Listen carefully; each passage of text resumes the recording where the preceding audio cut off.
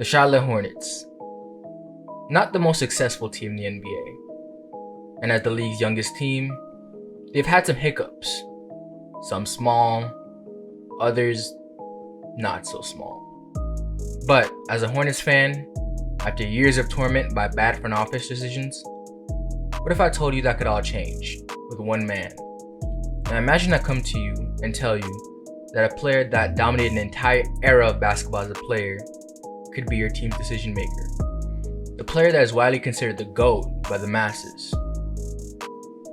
If I told you that he would be making the team's draft choices. No foresight, I just told you that. What would you say?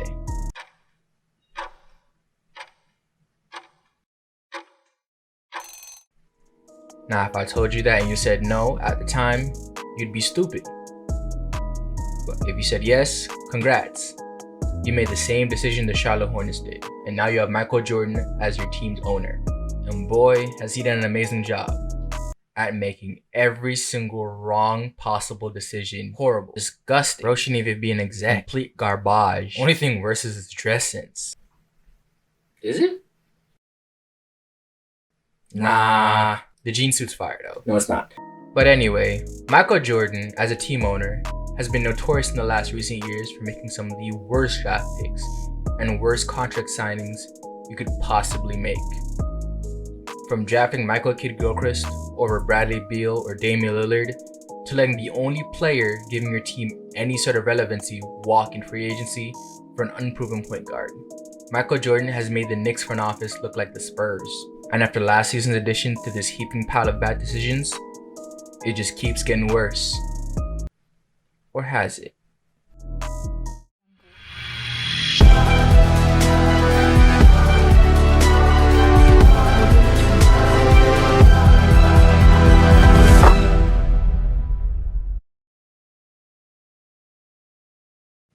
This abnormal NBA season has been full of surprises, and one of them being the Charlotte Hornets, who after years of mediocrity is still mediocre. But they finally look like they have a future to look forward to. And who do they have to thank for this? This guy, Michael Jordan, who after 10 years have finally decided to make some good off-season acquisitions. So let's talk about it.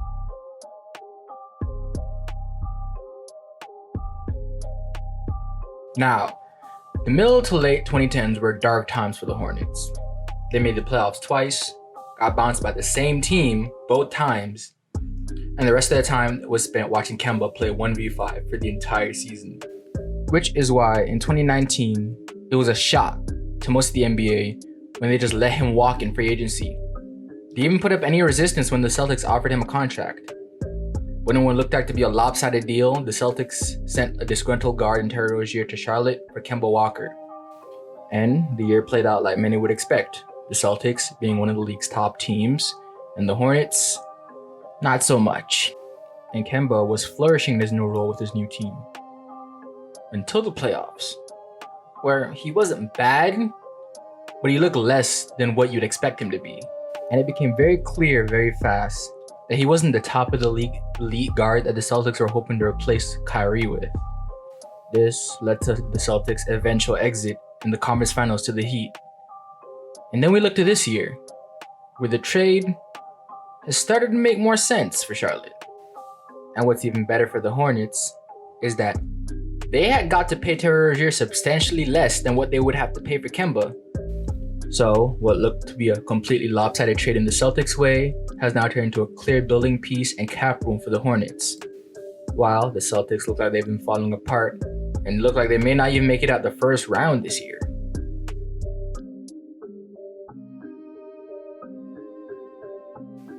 Next, we look at what had the potential to be Michael Jordan's second worst decision as the Hornets owner next to drafting Michael Kidd-Gilchrist. Seriously, who made them think it was a good idea to draft the guy whose jump shot looks like this? Whatever, man. After an injury-plagued disappointing exit to the playoffs, Gordon Hayward had many wondering what the future held for the All-Star forward. Many reports said either he would be staying a Celtic or heading to Indiana. So imagine the league's surprise when he signs a 4-year, $120 million deal with the Hornets. And immediately, the consensus reactions were all the same. Why would you give that much money to what has turned into probably one of the most injury-prone players in the league? But slowly, it started to make sense, as Gordon Hayward has finally returned back to his all-star form, showing that he was worth every single penny Michael Jordan gave him, which gives Michael Jordan another W in the executive column.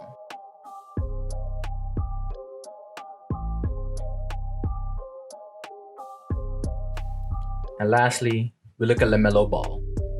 The Hornets took a chance, and it could have went very, very wrong. Coming into the draft, Lamelo was looked at as the highest risk to reward player.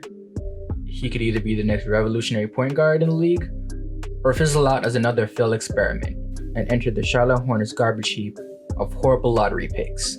But halfway through the season, Lamelo looks to be the clear frontrunner for Rookie of the Year and looks to be one of the league's best young players and looks to be Charlotte's future building piece. That's not 3 good decisions for MJ. That's more in one offseason than the last 10 years combined. But all jokes aside, the Hornets look to be one of the league's brightest young teams. And as one of the people that follow Lamelo since his Chino Hills days, it's amazing seeing him doing so well in the NBA. And I can't wait to see how this team operates the next couple of years, especially with assets like Devontae Graham, Miles Bridges, Malik Monk, and PJ Washington. But that's my time, guys. I hope you enjoyed. Please do a like and subscribe. And tell me what you think about the Hornets in the comment section. All my links are in the description. And with that being said, this is your boy FLB. That's my time. And I'm out.